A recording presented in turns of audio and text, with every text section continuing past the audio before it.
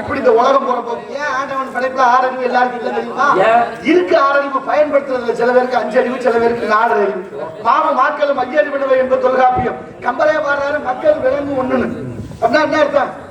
அறிவு குறையுதுன்னு அர்த்தம். உதாரணமா சொல்லவா, சில வீட்டுல போய் தாய்மார்களை கேட்டு பாருங்க, தாத்தா உங்க வீட்டுக்காரங்க அதான் திரியும் வரும்னா ஆட மாடன் ஆயிடுச்சா? நல்ல அறிவு சேர்ந்த பெரியோர்கள் காதுகளை தீட்டி கொண்டு உட்கார்ந்து இருக்கிறீங்களே, இந்த காது படைச்சு இந்த மாதிரி விஷயங்களை கேட்கறது. அப்படி பாருங்க என்ன அர்த்தம்? ஆடு மாடு அட்டை அரணை பாம்பு பள்ளி ஒட்டகம் ஓன அத்தனை இப்படி இந்த வடிவத்தில் வளர வைத்தான் இறைவன். மனிதன் ஒருவனைத்தான் மேல் நோக்கி வளர வைத்தான். அதனாலதான் இந்த உயரத்துக்கு உயர்தின்னு தமிழ் மொழி நமக்கு வச்சது. உயர்வுன்னு சொன்னா எதிர்ப்பதன் தாழ்வுன்னு சொல்லி இருக்கணும், சொல்லல. ஏன் தெரியுமா? உயர்ந்த பண்பாடும் உயர்ந்த நோக்கமும் உயர்ந்த சிந்தனையும் கொண்ட தமிழர்கள் ஒரு விலங்குக்கு அறிவு குறைஞ்சிருக்கிறதுக்காக தாழ்வுன்னு சொல்லாம அத்தின்னு பேர் வச்சாங்க. பாகற்காய் கசக்கும்னு உலகத்துக்கே தெரியும். கசக்கிற காய்க்கு கசப்பு காய்க்கு தமிழன் பேர் வைக்கல. வெள்ளைக்காரன் கடிச்சு பாக்குறான், கசக்குது, கசந்தோடனே அவன் அப்படியே பேர் வச்சான் கசப்பு காய், ஆங்கிலத்துல பிட்டர் கார்டுன்னு. ஆனா தமிழ் அதுக்கு பாகற்காய்னு பேர் வச்சு. பாகுனா இனிப்பு, அற்றதுனா இல்ல அது இனிக்காது, கசக்கும்னு சொல்லாமல் சொல்லி வைத்த உயர்ந்த சமூகம், உயர்ந்த நோக்கம். இந்த உலகத்துக்கே வீரமும் அறிவும் கடன் கொடுத்த தமிழ் சமூகத்துக்கு என்ன ஆகிடுச்சுன்னா, கோட்டுக்கும் கோழி பிரியாணிக்கு அடிமையாயிட்டான். 500 ரூபா 1000 ரூபா கொடுத்தா போதும், எதை பத்தியும் யோசிக்கிறதுங்க. விடுப்பா இப்படித்தான் சொல்றேன். எனக்கு சொல்றேன் இல்ல, உனக்கு ஏன் வேண்டாத வேலை? போனியா 4 பாட்டை பாடியா காது வாங்கிட்டு வராம என்ன நீ மட்டும் நாட்டை திருத்துற? எவ்வளவு பேர் பேசுறேன் சொல்றானா இல்லையா? நேர்மையா இருக்க முடியலையே. நேர்மையா இருந்தா என்ன சொல்றாங்க தெரியுமில்ல? பொழைக்க தெரியாதவன். என்ன மனுஷன் நீ? பொழைக்க தெரியாதவன் நேர்மையா இருக்கிறவனு.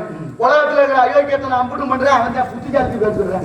இந்த மயிலாடுதுறை டிஎஸ்பி ஐயா காவல்துறை கண்காணிப்பாளர் நேர்மையா இருந்ததுக்கு பரிசு அவர் மேல கலங்கத்தை வீசுறானே.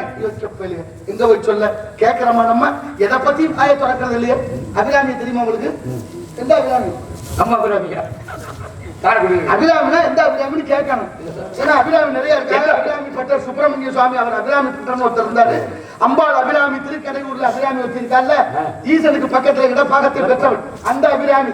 அதை விட ஒரு அபிராமி ஒரு 6-7 ஆண்டுகளுக்கு முன்னால பிரபலியமான அபிராமி நேற்று பிரபலியமான சென்னை குன்றத்தூர்ல. ஆமாங்க, பிரியாணி சாப்பிட்டு கள்ளக்காதல் வச்சுக்கிட்டு பிள்ளைக்கு விஷத்தை கொடுத்து கொண்டாங்க தெரியுமா இல்லையா? பார்க்கல அந்த செய்தியெல்லாம் தான் தெரியுமா இல்ல? போட்டாங்கல்ல சாகுற வரைக்கும் சிறு தண்டனை, அந்த நீதி வரைக்கும் போயிருக்காங்க.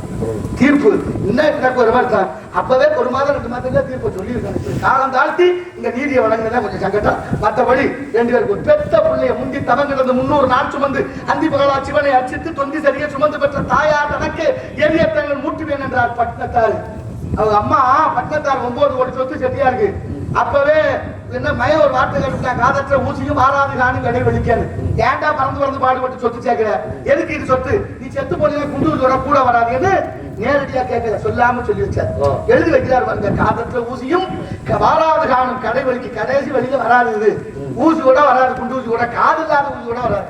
அந்த நேரத்தில் அவருக்கு ஒரு புறவு வந்தது. வீதிக்கு வந்துட்டாரு கோவணத்தோட. குமாரதா சேந்தனார் கேட்கிறார், ஐயா சொத்தெல்லாம் இன்னொரு தூக்கி தெருவுல போடுறாங்க. மனசு வருமா? மனது வருமா? நேத்தெல்லாம் பாக்குறேன் புதுக்கோட்டை பேருந்து நிலையத்துல நம்ம ஆளு ஒரு ஆள் 5 ரூபாய் கழிச்சுட்டு 5 மணி நேரமா தேடுறேன். அவ்வளவு கூட்டத்துல நினைவா கிடக்கும். என்ன பண்றது? அவர் வருமே, என்ன செய்ய?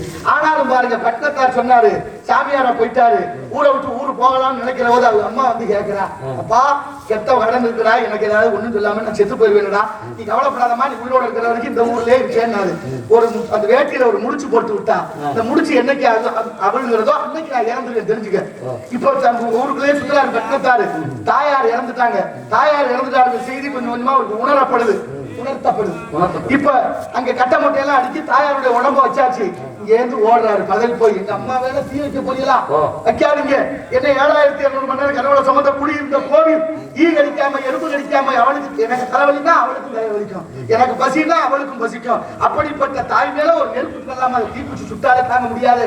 அப்படிப்பட்ட உடம்பை வட்டிலும் வெற்றொட்டிலும் மார்பிலும் தோல்வியிலும் குட்டி காப்பாத்தி என் தாய் மேல விட்ட சிறையிலிட்டு தீமேற்றுவனோ மூட்ட மாட்டேன் மறுத்து அந்த தாயோட உடம்ப தூக்கிட்டு வந்தாரு. மெத்தன பச்சை வாழை மரத்தை எடுக்கிறாரு, அது கொஞ்சம் இதமா இருக்குமா, அது மேல கிடக்கிறாரு. ஒரு பாட்டு பாடுறாரு, முன்ன இட்டதி முப்புறத்திலே, பின்ன இட்டதி தென்னிலங்கையிலே, அன்ன இட்டதி அடிவயிற்றிலே, யானு விட்டதி மூழ்க மூழ்கவேன்னு சொன்னார். தமிழ்ல 4 வார்த்தை தான் சொன்னாரு, தீ பிடிச்சி எரிஞ்சிருச்சு. இந்த தமிழுக்கு எவ்வளவு மகத்துவம் இருக்கு பாருங்க. தாயை தகனம் செய்ய தமிழ் பயன்பட்டிருக்கிறது. உயிர் பிழைப்பதற்கு பயன்பட்டிருக்கிறது. எத்தனையோ விதியங்களிலே அப்பேற்பட்ட தாய்க்காக வாழ்ந்த இந்த பிள்ளைய பிறந்த நாட்டுல தாயே பிள்ளைக்கு விஷம் வச்சு போடுறான்னா எப்படி முன்னேறிக்கலாம் நினைச்சு பாருங்க. எங்க போய் சொல்றது இந்த அக்கிரமத்தை என்ன நடக்குது இந்த நாட்டுல ஒண்ணு கொடுமை அதிகமா போயிட்டு ஒண்ணுமே சொல்ற மாதிரி